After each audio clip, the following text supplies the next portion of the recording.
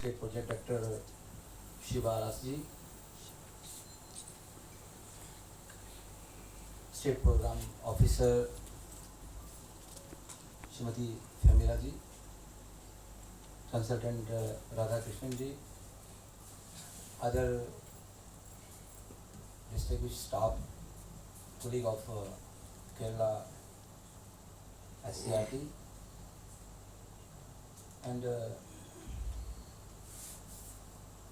very respected teachers coming and sitting here all over Himachal. First of all, I'm really thankful from the core of heart and from all distinguished member of Himachal team to honor we people here. Really thankful to Shirvas ji and Femila ji.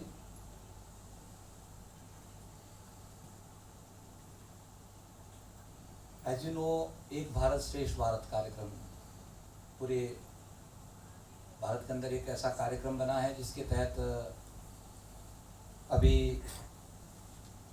Shivraj ji ने कहा कि हम इससे पहले भी visit कर चुके हैं शिमला, आपके मनाली और शहर को भी आने जाने की एक निरंतर प्रक्रिया, इंटरेक्शन करने का एक ऐसा माध्यम शिक्षकों के बीच रहा जिससे ना केवल हम विचारों का आदान प्रदान ही करते हैं बल्कि एक दूसरे की संस्कृति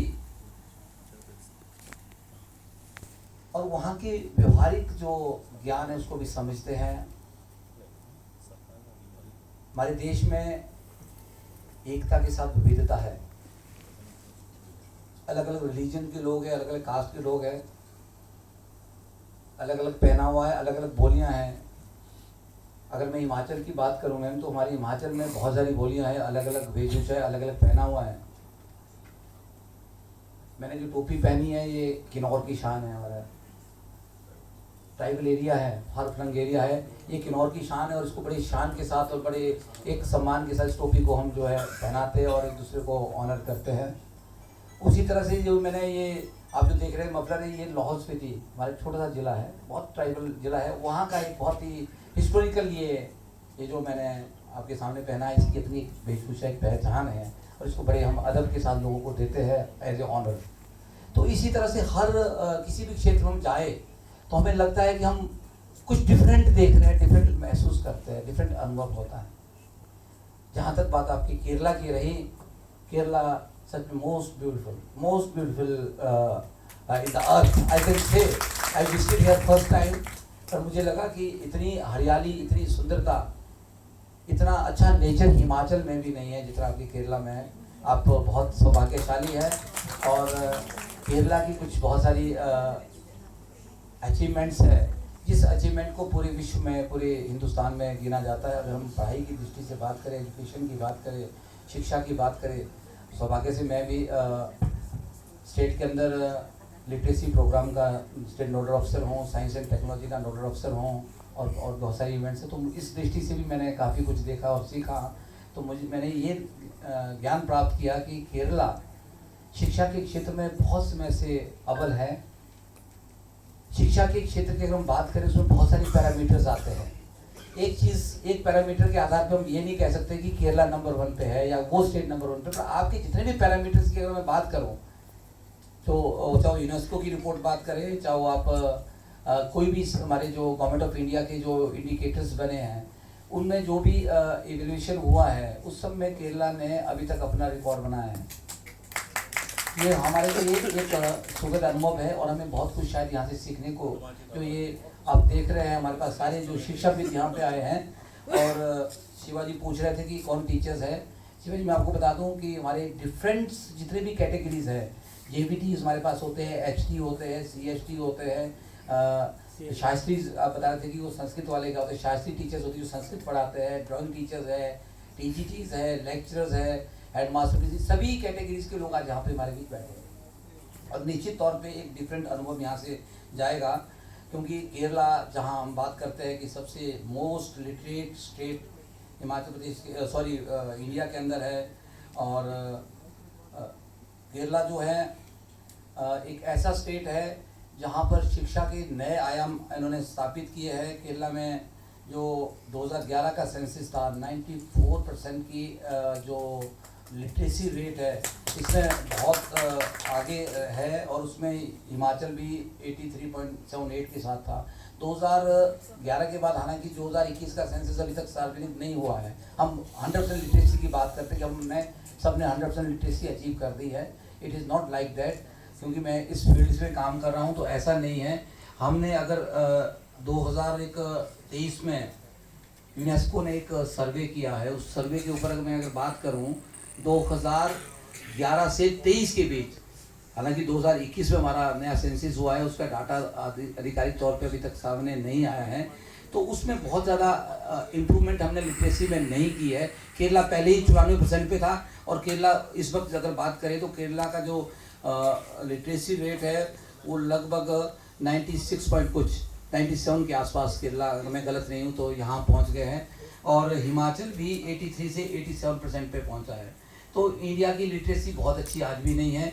84 से हम जो है 87% लिटरेसी रेट पर अभी भी टिके हुए हैं, और हमें लगता है कि आज के परिपेक्ष में भी हमें हिंदुस्तान के अंदर अगर इस ज्ञान की लौ को जगाना है तो बहुत काम करने की आवश्यकता है।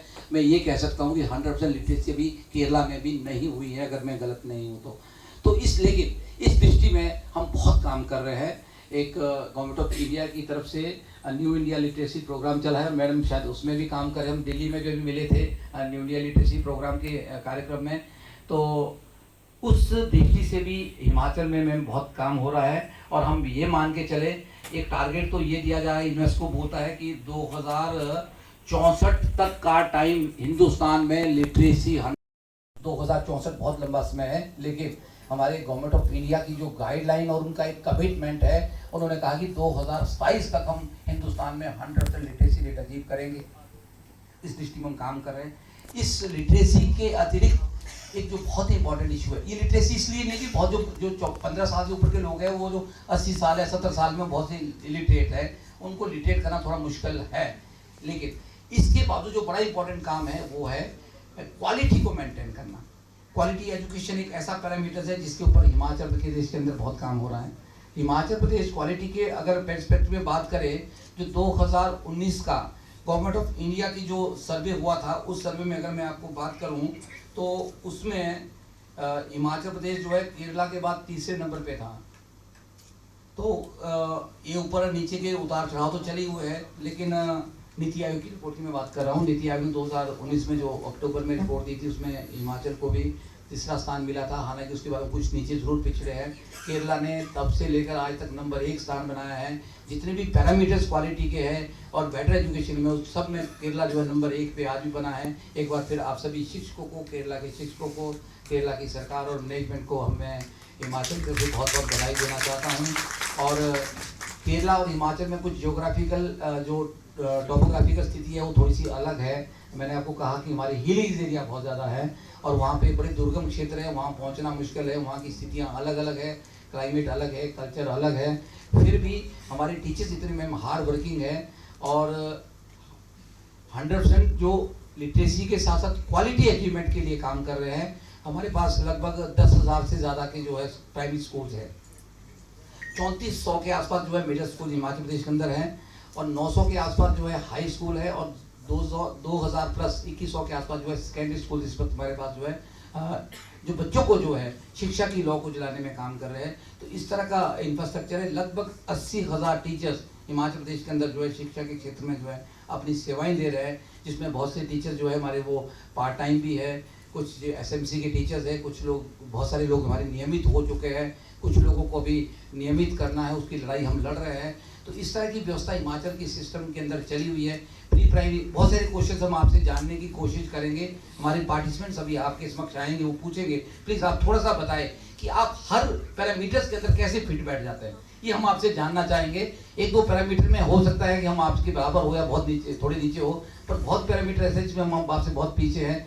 हर पैरामीटर में आप कैसे फिट और नंबर 1 पे रहते हैं, और उसमें हमारे टीचर्स आपसे कुछ क्वेश्चंस करेंगे, आप उसका ज़रूर हमें समाधान बताएं ताकि हम भी बेटर करने की कोशिश हिमाचल प्रदेश के अंदर करेंगे और एक अच्छी क्वालिटी एजुकेशन जिसकी कामना पूरा राष्ट्र कर रहा है कि हम एक बेहतर एजुकेशन इंडिया को एक ऐसा राष्ट्र बनाएं जिसमें एक समृद्ध राष्ट्र हो, जिसमें इको सोशली जो हम जो है एक समृद्ध हो, स्टेबल हो, हर एक आदमी जो अपना एम्प्लॉयमेंट की तरफ आगे बढ़े, उसमें काम हमारे जो वोकेशनल एजुकेशन है उसके ऊपर बहुत काम हिमाचल प्रदेश के अंदर हो रहा है। मैं ये भी आपको बताना चाहता हूँ। और वोकेशनल जो स्ट्रीम्स हमारे पास हिमाचल प्रदेश के अंदर है उसमें बहुत सी स्ट्रीम्स में जो है बहुत बच्चे काम करने के बाद उनका रोजगार भी आगे लग गया है, वो अपनी एम्प्लॉयमेंट में काम कर रहे हैं। तो शायद यहाँ ज़्यादा है वोकेशनल एजुकेशन का कंसेप्ट, वो भी मैं आपसे जानेंगे। और मेन चीज़ जानना चाह रहा हूँ प्री प्राइमरी एजुकेशन, उसके ऊपर केरला में क्या काम हुआ, जरूर उसके ऊपर जरूर बताएं, क्योंकि प्री प्राइमरी एजुकेशन का स्ट्रीम थोड़ा सा हमारे हिमाचल में भी इतना इफेक्टिवली काम नहीं कर रहा है। मैं ज़्यादा समय आपका नहीं लूँगा, बहुत से इश्यूज़ है जो आपसे जानने के लिए हमारे टीचर्स यहाँ पे आए हैं। आपने हमें बहुमूल्य समय दिया और इतना अच्छा आपने आदर सत्कार ऑनर हमारा हम सबका किया और हमें बहुत कुछ सीखने को यहाँ से मिलेगा और बहुत कुछ सीख के हम यहाँ से जाएंगे। और जो सीख के जाएंगे ज़रूर हम हिमाचल सरकार और शिक्षा विभाग को बताएंगे और उसको हम अपने स्टेट्स के अंदर इम्प्लीमेंट करने के, विशेषकर मैं अपनी रिपोर्ट में इस बात को डालूंगा। एक बार फिर से आप सभी का बहुत बहुत धन्यवाद, बहुत बहुत आभार। और प्लीज़ पार्टिसिपेंट्स ज़रूर आपसे जो क्वेश्चन करेंगे उसका आप हमें ज़रूर उसका समाधान बताएंगे। इन्हीं शब्दों के साथ बहुत बहुत धन्यवाद। जय हिमाचल, जय भारत।